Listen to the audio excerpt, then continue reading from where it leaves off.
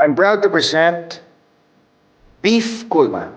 This is a fusion of kare-kare and caldereta.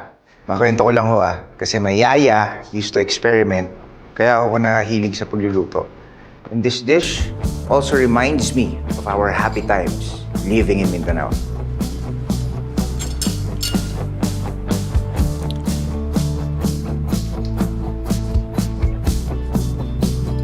Hello, jurors! Though Filipinos are fond of rice or silog breakfast meals, I am confident to present a full English breakfast. I have eggs, sausages, beans, bacon, mushrooms, toast, and black pudding.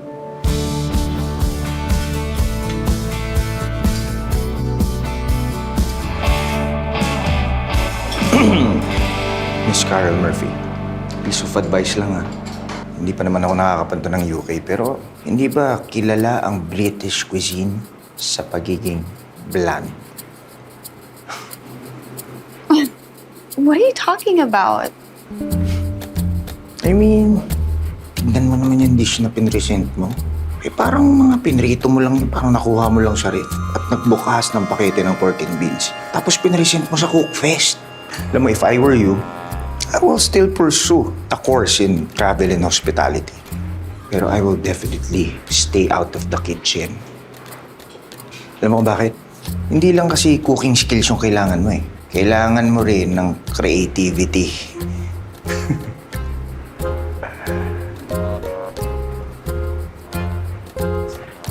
How rude. With all due respect, sir, yung customer lang naman yung maarte. Di ba? Ang klaro ng menu natin, nakakaiba yung sizzling sinigang. Tapos ano, maghahanap ng maraming sabaw. Kahit na, dapat hindi mo na pinahiya. Ilang customer na at kahit crew na ang nagre-reklamo dahil madaling umiinit ang ulo mo. So pati yung mga crew nagre-reklamo. Ano magagawa ako kung tatanga-tanga sila at walang appreciation sa food yung mga ina-hire ninyo? Ako pa? Ako pa talaga yung mali? Hey, watch your words. That is it. I'm sorry, Mr. Dylan Madrigal, but we're letting you go. You're fired. Ano, boss? Boss!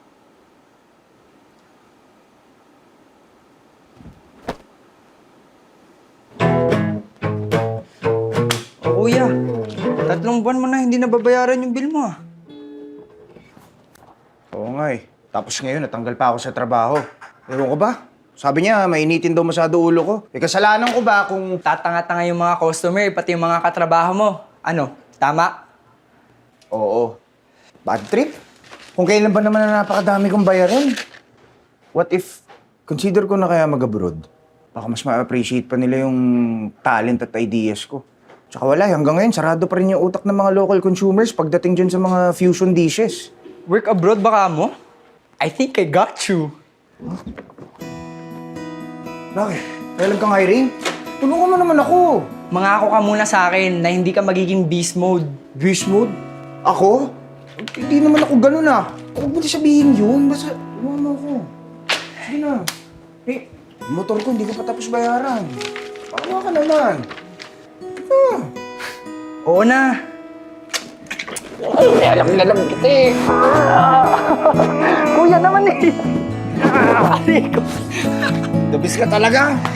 Talaga? Ay, naku. Mr. Madrigal, I've heard a lot of interesting things about you. Like what po, ma'am? That you're the best in fusion dishes. I do believe you'd be a good fit for a new British pub-inspired establishment in Singapore. British food? Yes. Got a problem with that? No, ma'am. Are you willing to undergo training for 3 months with our head chef in our commissary in Alabang? If it's a yes, then I'd gladly hire you now. Yes, ma'am. I will train and accept this challenge. Great! I'm glad to have you on board, Mr. Madrigal. Thank you, ma'am. Thank you. Welcome. Come in. You're early, Chef. Chef Dylan, I'd like you to meet Chef Carol Murphy. Ikaw?